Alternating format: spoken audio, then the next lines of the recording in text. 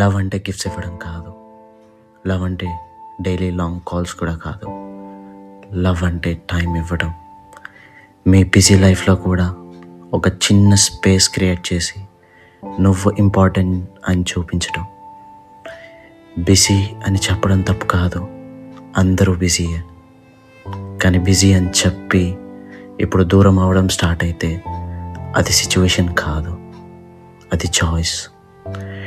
Interest ఉంటే time దొరుకుతుంది, interest లేకపోతే ఎక్స్క్యూజ్ దొరుకుతుంది. అందుకే బిజీ అని చెప్పి ఇప్పుడు దూరం అయితే అది వర్క్ ప్రెషర్ కాదు, అది రెస్పాన్సిబిలిటీ కాదు, అది ఇంట్రెస్ట్ లేకపోవడం. ఈ నిజం అందరూ అర్థం చేసుకోవడం కష్టం.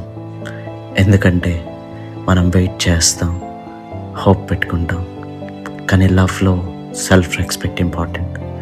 ఎఫర్ట్స్ ఈక్వల్గా లేకపోతే క్వశ్చన్ చేయాలి, బౌండరీస్ పెట్టాలి.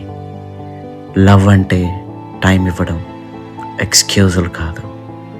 బిజీ అని చెప్పి ఇప్పుడు దూరం అయితే అది ఇంట్రెస్ట్ లేకపోవడం.